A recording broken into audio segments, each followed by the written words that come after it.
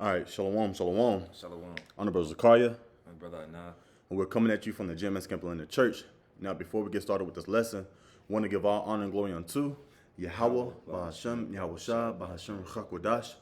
Give a double honors to our apostles and elders of Great Millstone, and peace, love, and salutations for you hopeful elects been pushing the truth, okay?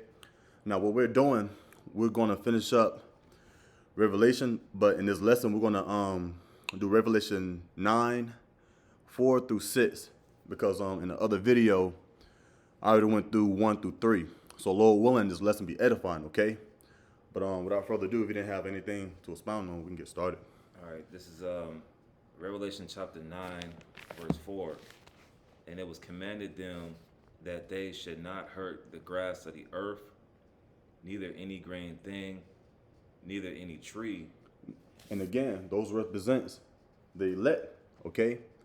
Because what? You have a thing called what? Reincarnation. So we have to come back every generation, all right? Re means to come back. Generation, what? Genealogy, genealogy, if I'm saying that right. Genealogy, the water, all right? Comes from what? Sperma, your seed, all right? So we get brought back every generation, okay? So during this time, during World War I, you probably had, a brother grandfather who was probably in the military, all right? And just for example, let's just say if the grandfather got put to death, well, where the father's gonna come from, and then where the son's gonna come from. See what I'm saying? So can you reread that, Babakusha?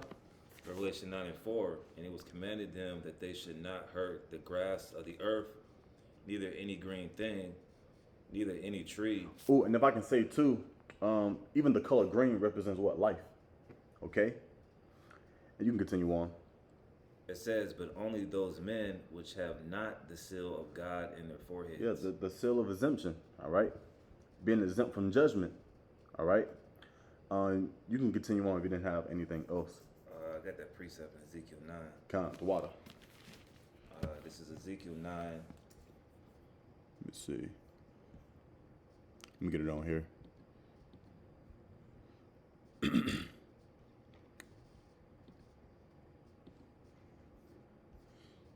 Ezekiel 9, and what verse? 4. Con. All right, Ezekiel 9 and 4. I'll read it for you. Okay, Con. Yeah, con. This is Ezekiel 9 and verse 4. And the Lord Yahweh said unto him, go through the midst of the city, through the midst of Jerusalem, and set a mark upon the foreheads of the men that sigh and that cry for all the abominations that be done in the midst thereof. Yeah, that mark is different from the mark in Revelation 13 and 16. Mm-hmm.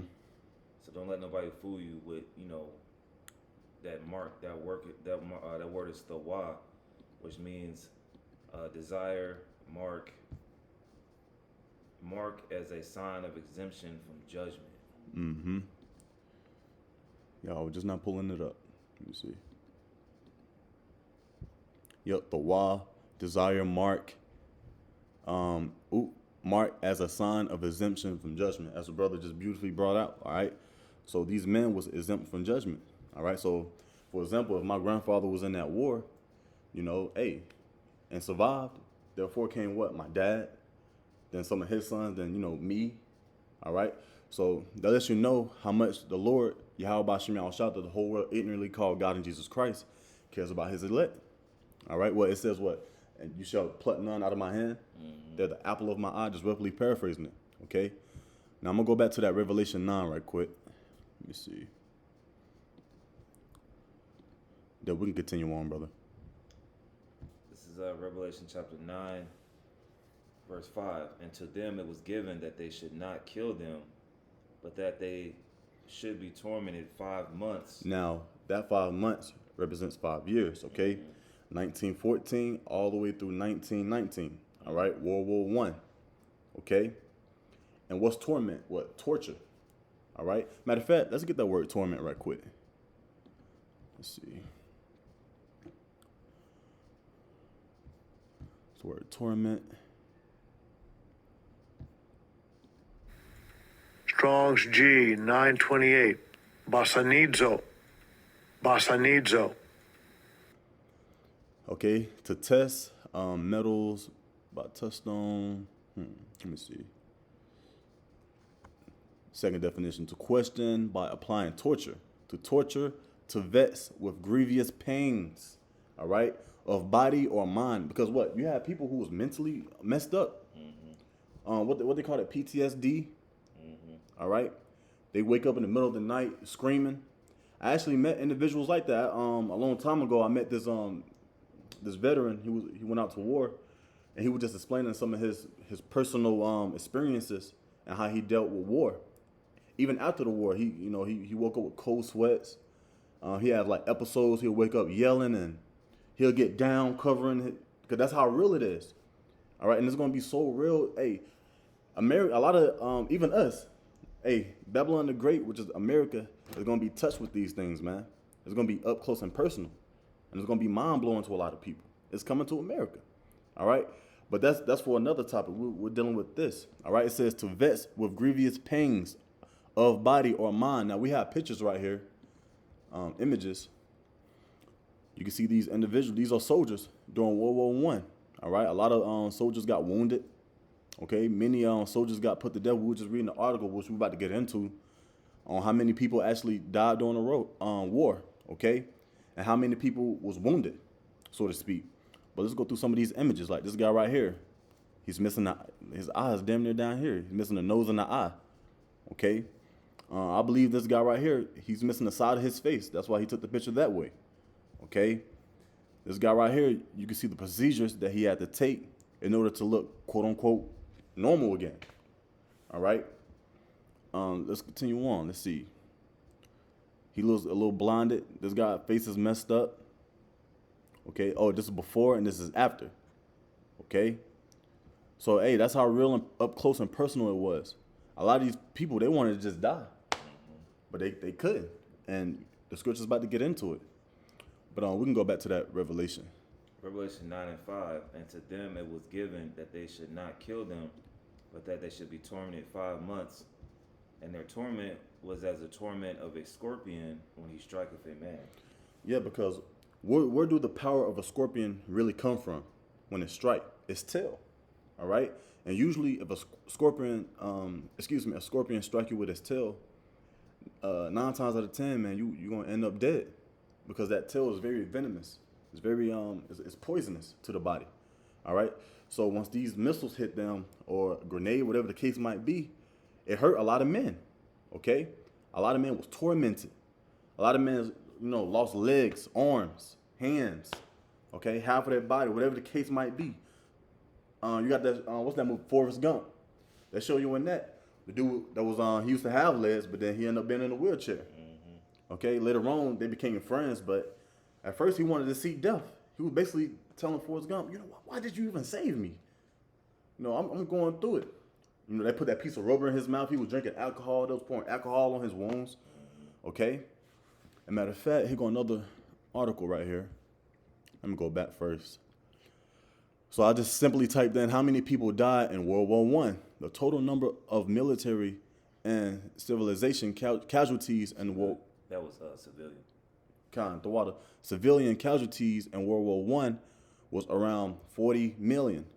There were 20 million deaths and 21 million wounded. That's a lot of people wounded, man. So imagine you just getting hit out the blue with a missile, but then you just wake up.